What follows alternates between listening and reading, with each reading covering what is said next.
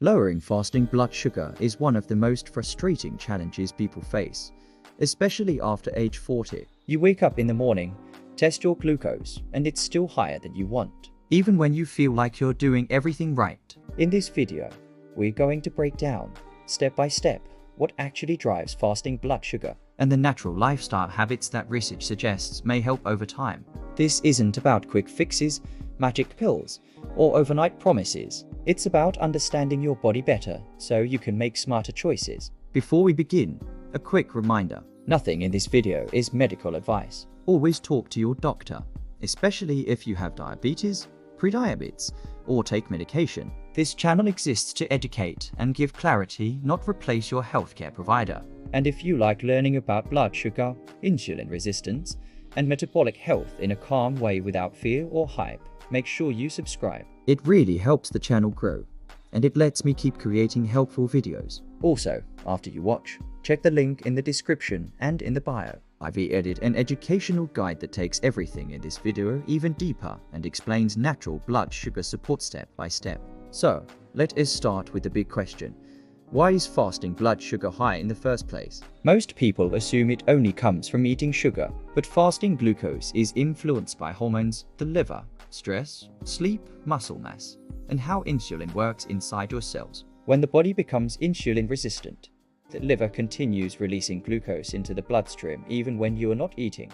So you wake up with elevated numbers, even if dinner seemed healthy. That's why focusing only on cutting sugar often doesn't fix the morning problem. We need to work on the deeper systems that control insulin. One of the most important natural tools is improving sleep. Poor sleep increases cortisol and adrenaline. Those hormones tell the liver to dump more glucose into the bloodstream.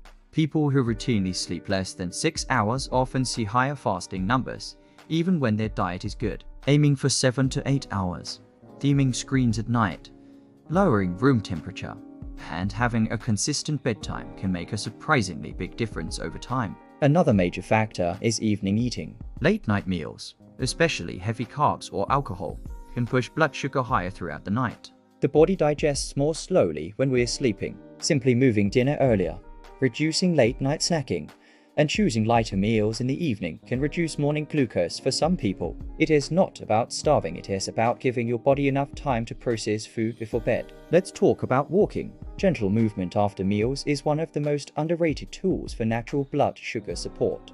Your muscles act like sponges and pull glucose from the bloodstream without needing as much insulin. A 10 to 15-minute walk, especially after dinner, can lower glucose spikes and sometimes improve fasting levels over time. You don't need intense workouts. Consistency matters more than intensity. Building muscle also plays a massive role. Muscle tissue stores glucose and makes the body more insulin sensitive.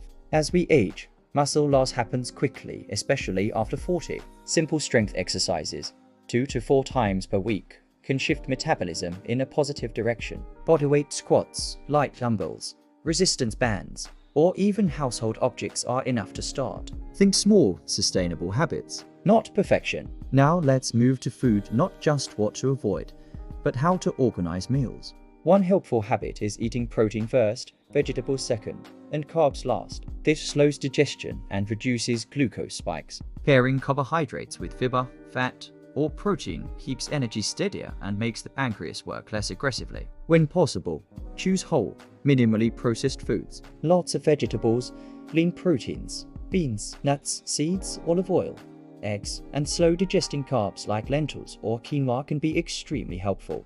Another powerful approach is time spacing. Not necessarily extreme fasting, just spacing meals, so you're not constantly grazing all day. Constant snacking keeps insulin elevated, and the body never has time to reset. For many people, 3 balanced meals and maybe 1 intentional snack works better than constant nibbling. Again, talk with your doctor if you're on insulin or blood sugar medications, because timing matters. Hydration matters more than people realize. Dehydration concentrates glucose in the blood and can make numbers look worse. Drinking water regularly, especially first thing in the morning and between meals, supports both the kidneys and the liver. A simple habit, repeated daily, builds momentum. Let's talk stress. Chronic stress raises cortisol, and cortisol raises blood sugar even with no food involved. Deep breathing, prayer, journaling, nature walks, stretching, or anything that genuinely calms the nervous system supports metabolic health. This isn't woo-woo. The nervous system communicates directly with the liver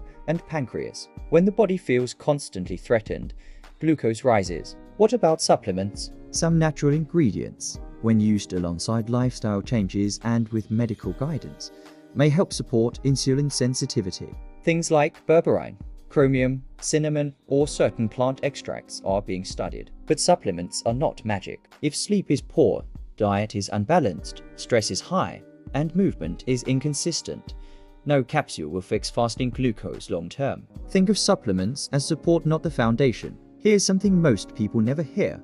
Progress is slow. Fasting glucose doesn't change overnight because insulin resistance develops over years.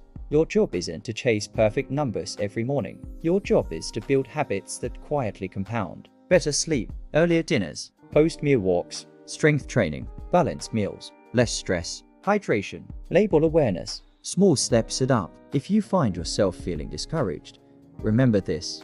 Even tiny improvements in fasting glucose lower long-term risk over time. Every smart choice sends a different message to your metabolism.